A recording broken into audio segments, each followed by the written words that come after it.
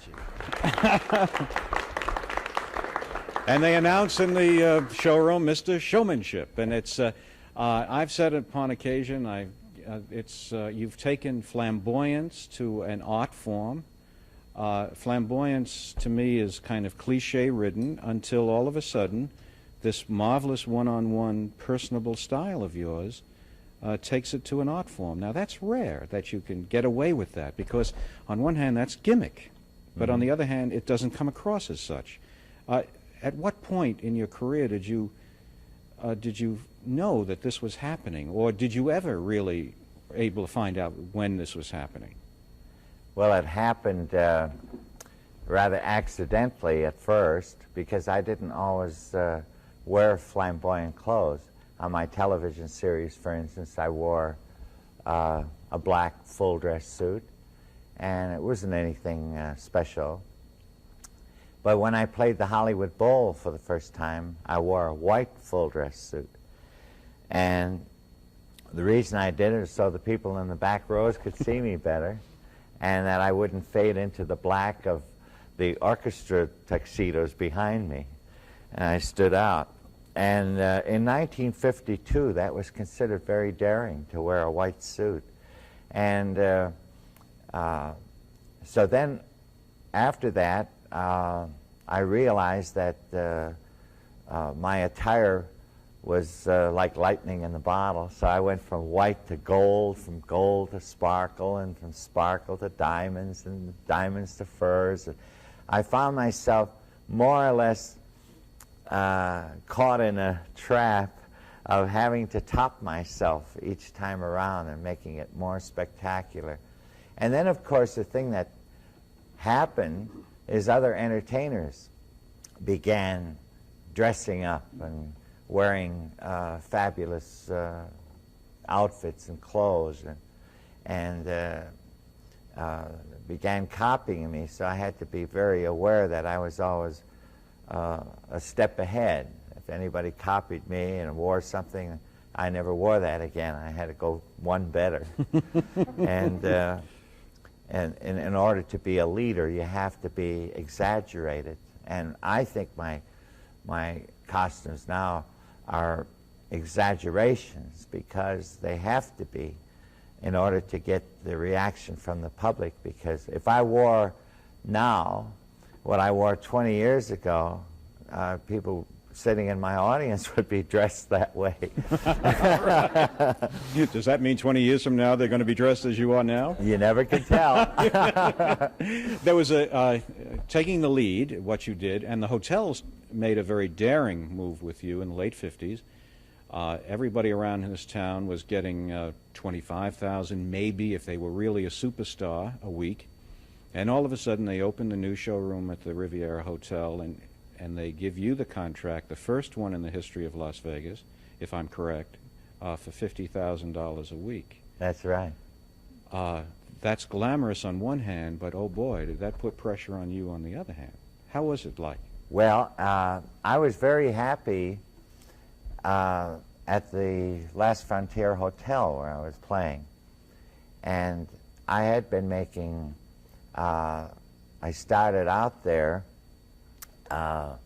making first $750 a week, and they doubled it to $1,500, and eventually, after many, many appearances, I was getting $25,000 a week. And I liked the Frontier, and I was very happy there. Then the Riviera was opening up, and they made me an offer, and I told my manager, I said, I really would like to stay at the Last Frontier. I'm happy there. So he said, well, we've got to give them a reason why you don't want to play. And I said, well, I think the best reason you can give them is that tell them I want $50,000 a week. They'll never pay it. But they did. Gee, why didn't I say 60? And of course, at that time, that was the highest salary ever paid a performer. And then, of course, what happened then is it set a standard for other acts, because other performers said, well, if they paid him, they'll pay me, you know. So it kept rising as a result of it. Now I think the salaries have reached the peak, and I think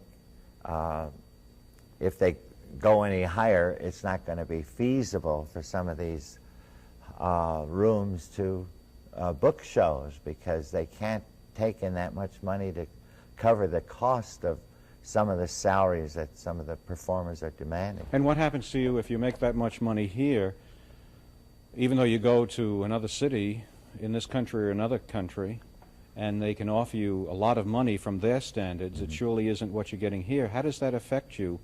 Are there entertainers like yourself who would say, well, forget it, I'll just stay home? Well, it's strange. Some of the Vegas has the reputation for being a high salaried place for entertainers. However, on the road, in places that the general public has never heard of, unless they're travelers or salesmen, you can even make more money than you do in Las Vegas. My highest weekly salary was made in Merrillville, Indiana. I bet you never heard of it. No, sir. It's just outside of Chicago. And it's a theater in a hotel complex. And people come there, they have dinner in one of the dining rooms, then they come in. It's kind of a package deal, and they seat about 4,000 people. And the admission is popularly priced, and includes the dinner and all that sort of thing. And people make a holiday out of it. You know, they come, they spend the weekend, they see your show, they have dinner, and they swim in the indoor swimming pools. And I was absolutely amazed that salaries beyond Las Vegas could be made on the road. And of course, there are places that seat a lot of people, like arenas. There's certain places I play, like Hershey, Pennsylvania, where I play to 12,000 people a night, you know. So but a lot of the younger salary. entertainers, for instance, coming through in the rock, who have not come the way you came, just can make it on 2 nights at a coliseum or an arena, and therefore they don't want to be bothered with the 2 shows a night for 7 nights, and then 2 weeks, 3 weeks, what you do. They don't want to put up with it. But if that is so, and one of the reasons is the money, but the other one is the pacing, is just the exhaustion. How do you just handle that exhaustion? That must be a very exhausting procedure. Well, I think the stimulus is the fact that every audience is a new audience. You never have anything in Las Vegas that you can say it's the same show for same audience. Every audience is a challenge, and so you get the adrenaline going. You know, when you walk out on the stage, you don't always feel 100%. You know, sometimes you're tired, or maybe you have a pain someplace. You know, but when you go out on that stage and you see all those people there, and you know that they've spent good money to come in to see you, you feel obligated to do your best work. And even if you don't feel good, somehow this adrenaline starts going, and I've given some of my best performances when I wasn't in top physical condition. And because when I feel super, my mind has a tendency sometimes to wander, you know.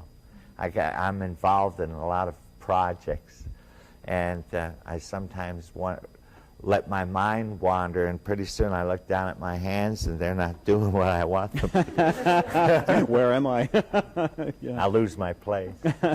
How do you unwind after a show? Well, it's easy for me because I live in Las Vegas. I have a home here, and I go home and all my dogs greet me. I have a lot of dogs. They all greet me, and I forget all about show business. All I can think of is their demands. They want, each one has to be greeted and picked up, and taken out, and maybe they want a little snack. I have one dog that's an ice cream freak, and I have to spell it. Otherwise, if I say it out loud, he goes crazy. You know? So I say,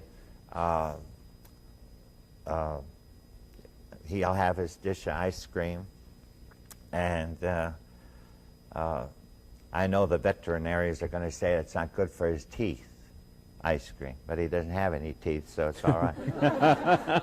He's my favorite dog. He's blind, he has no teeth, and he's hard of hearing. You mentioned that you were involved in a lot of projects. Do you ever feel, or does somebody tell you that you're spreading yourself too thin, so for your physical and mental health, that it's going to hurt you because you are involved in so many things? Well, I always try to get my rest. I think that's very important. I get 8 hours a night. Regardless of when I go to bed, I set the alarm for 8 hours after. I get my rest, and if I can work in some of my other projects during the waking hours that I have left, then I do it. But I never do it at the expense of my show, or I never make myself exhausted, you know, for just to say that I did something, you know. I have other businesses that I run. I'm in real estate, and I have an antique shop, and my involvement in the Liberace Foundation takes up a certain amount of my time, and the museum, and I have to have some kind of a project going all the time, or I feel stagnant. I have to add a room to my house, or build something, you know, that get something going. I love restoration. I'm heavy into that. Tell me about how you've seen his show often. Yes, I have. And you are? Prima Sinatra. Tell me what appeals to you in the show. Or surely you wouldn't go back. Well, the first time I saw Lee was in Beverly Hills. I think it was the Macambo back in 46 or 45, and I became an instant fan. And then in 1953, my husband conducted the orchestra for Lee when they opened the Riviera, and I've been a fan of his for many, many years. Mm-hmm. What is the appeal in a showroom? Well, my husband was a pianist, and I have a special fondness for pianists, all pianists, but especially Lee, because he's so sympathetic and warm and good. He should have been, I think, a concert pianist. And this comes through in the piano playing? I think so, yes, if you know anything about a piano, yes. Yeah, it's a rare gift to just that thin line, the sentimental line, to make it genuinely with feeling and the cheap sentimentality. And this is, it never goes over the line. Great talent, Yeah. great talent. How, you know, that's the mystery of your career, of course. Well, you know, even though I'm considered a popular musician, a popular artist, I get marvelous offers to do things with classical organizations. In fact, I'm going to do an album this coming season with the London Philharmonic. And they want me to put my Liberace touches in the classics. And otherwise, you know, they could get a dozen other people to play the piano the way the music is written. But they want me to put my own interpretation into some of the classics. And one of the biggest selling records that made the popular charts was Hooked on Classics, and it's classical music played with a disco beat. Oh, someone asked Liberace Cha-Cha-Cha. Where did that come from? Do you have any idea? The song? It is a song, isn't it? Oh, really? Certainly is. We've danced to that thing for 30 years. In 30 years? For 30 years. Oh, my goodness. Liberace Cha-Cha-Cha. Oh, yeah, I'll try anything.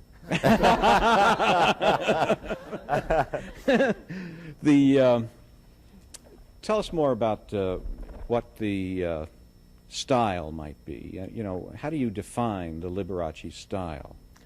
Well, I think Or could you describe it? Would you care to describe it? Well, I think my style is classical oriented. You know, I feel that basically I'm a concert pianist who puts a classical flair into popular music. You know, like, oh.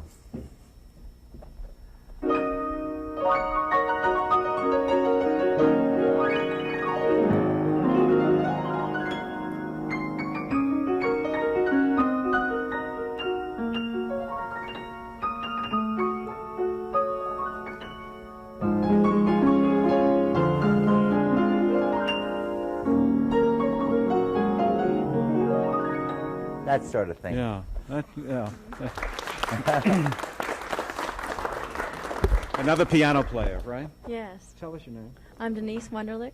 She really sings, but she bought a music store here in town, and nice. from the piano, tell me something about how that style affects you.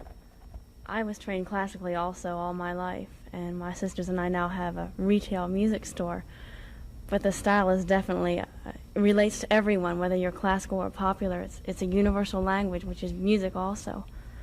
Well, I mean, the style relates to everyone? The style. Not every style relates to everyone, is what you're saying. No, there are But this one definite does. trends. Well, what is it that relates? It's the classical with popular, with feeling, and with sympathy. Put The them all arpeggio, together. is that what? Use the entire keyboard, just creates the warm feeling. It's something that can relate to all languages and all people. Yeah. It's wonderful. And this is accurate? Well, you know, I think what the young lady says is something that was proven to me last year when I toured Europe for the first time in the non-English speaking countries. I was afraid of it. I had avoided it for many years. And they said, well, music is a universal language, you know. So I went ahead and I did my concerts, and I talked, and I wore the costumes and everything. And the response was just overwhelming. I couldn't believe that in Germany and in Bavaria and in Holland and all these places that I played, they understood it, you know, and they really responded. And some of the people I met after didn't speak a word of English. They just enjoyed themselves. Right. Yeah. I have a question. You said you have many other business interests, and I've always wondered, how long has it been now that you've had an interest in Baldwin pianos? Well, they were the first company, piano company, to loan me pianos early in my career. And it was very important to me that I have a good instrument. My father taught me when I was a little boy, he said, never play on a bad instrument or play at a disadvantage. And I was amazed to find out after I became professional, and I went around the country playing in hotel supper clubs and things, that they would have terrible pianos, awful. Yeah. And maybe they were painted a pretty color or something, but they were terrible instruments. And I would go in and I'd say, I'm sorry, I can't play that piano. And they said, why not? Carmen Cavallero played it, and Hildegard played it. And well, I'm sorry we can't hear more because we've run out of time. What a delightful guest you've been. Thank you so much. Thank you so much.